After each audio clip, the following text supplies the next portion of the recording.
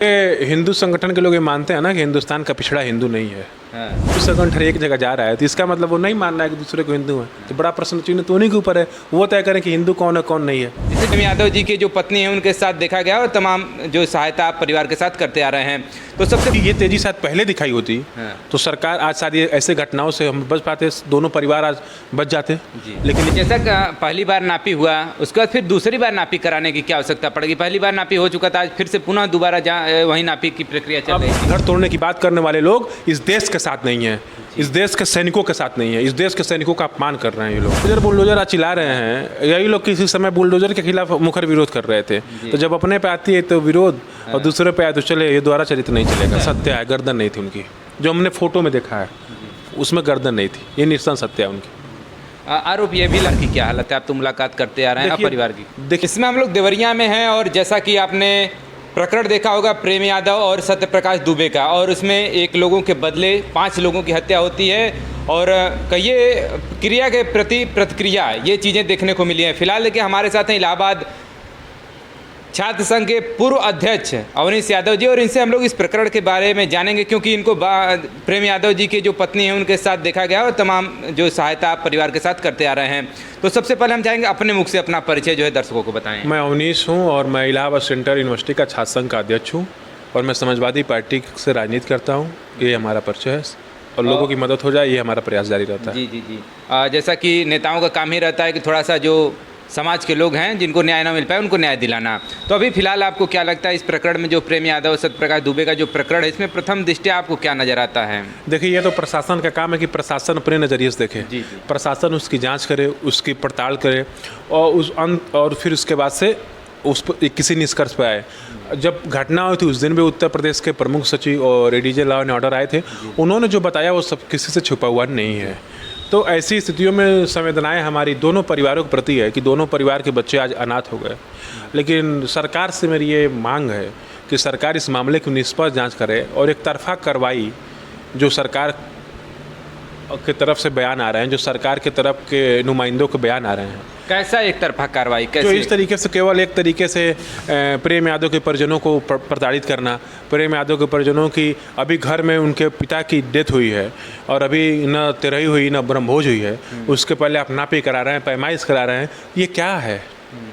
वहाँ चारों तरफ फसलें हैं, घर का कोई पुरुष नहीं है, किसी को कोई जानकारी नहीं है, कागज पत्र है नहीं, ऐसे हालात में न्याय कहाँ से हो सकता है? हिंदू धर्म में कहा जाता है कि 13वीं के संस्कार के बाद ऐसा कहा जाता है कि उनकी आत्मा को शांति मिल जाएगा, जो भी क्रियाक्रम होता है उसके बाद। जी अभी 13वीं हुई नहीं, 13वीं हो जाते उनकी परिवारजन उनको मान लेते, अपना जो आगे का कर्म है उसको कर लेते, उसके बाद जो होता अपना प्रशासन काम देखिए। इतनी ये तेजी शायद पहले दिखाई होती तो सरकार आज शायद ये ऐसे घटनाओं से हम बच पाते, दोनों परिवार आज बच जाते।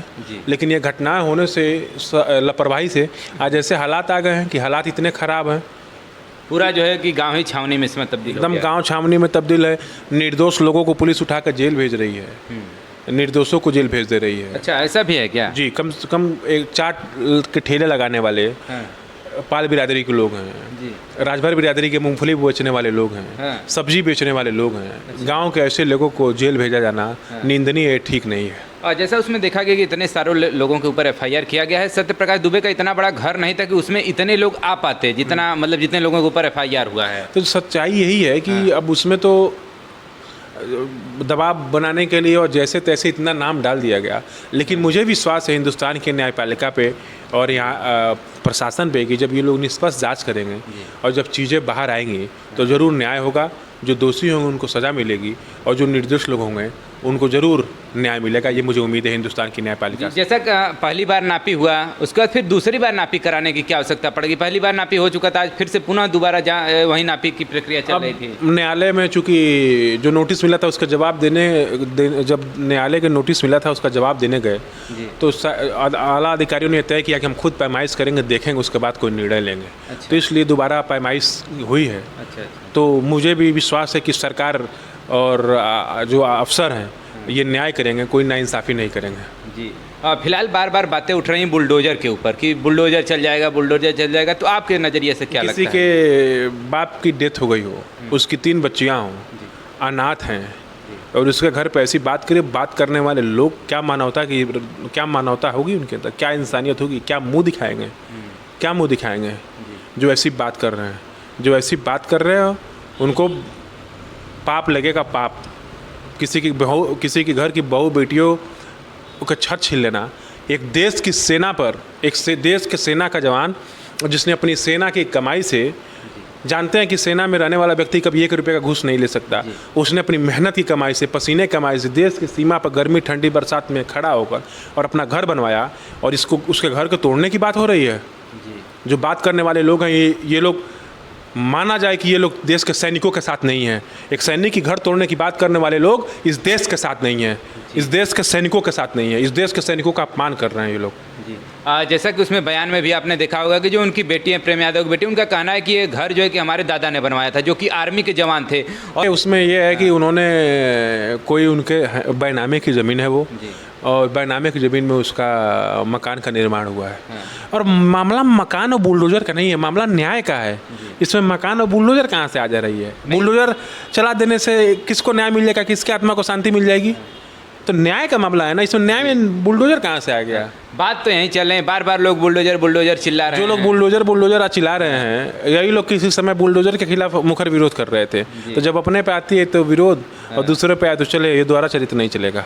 चलिए, कुछ इसमें बातें बार जातिवादिता को भी लेकर के निकल कर आ रही हैं। मैं तो आपके नज़रिए से क्या लगता है? ये पूरी इंसानियत की हत्या है, कोई जात की हत्या नहीं है, और इसको जाति धर्म मजहब से न जोड़ा जाए। हिंदू संगठन के लोग गए थे तो सत्य प्रकाश दुबे के लड़के से मिले हैं, और उन्होंने आश्वासन दिया है कि जो भी चीज़ें हैं आगे, फिर उसके बाद उत्तर प्रदेश के मुख्यमंत्री हों, गोरखपुर के सांसद हों, तमाम लोग जो है मिल के आए हैं उनसे। इस परिवार से कोई मिलने नहीं आया है। तो चलिए, हिंदू संगठन के लोग ये मानते हैं ना कि हिंदुस्तान का पिछड़ा हिंदू नहीं है। तभी तो वो एक पिछड़े के घर नहीं गए। आज पाल फंसा उसके घर नहीं गए, राजभर फंसा उसके घर नहीं गए, एक प्रेम यादव की हत्या उसके परिवार से नहीं मिले। क्या वो हिंदू नहीं थे? तो बड़ा आपके भी नज़रिए से ही लगता है कि मतलब जो हिंदू हैं, हिंदू से बाहर, यादव हिंदू से बाहर हैं? नहीं, यादव क्यों हिंदू से बाहर है? पाल फंसे उनके घर क्यों नहीं गए? राजभर फंसे उनके घर क्यों नहीं गए? कहने का मतलब कि ओबीसी समाज के लोग जो है वो हिंदू संगठन से बाहर खुद आज बता रहे हैं कि हम ही हिंदू हैं। मतलब उनके चरित्र से ऐसा ही लग रहा है। वो तो कह रहे हैं, लेकिन ऐसा नहीं है। हिंदू धर्म के सारे क्रियाकर्मों को, ईश्वर को, देवताओं को हम लोग भी मानते हैं, ईश्वर के उपासक हैं, हनुमान जी को मानते हैं, शिव को मानते हैं।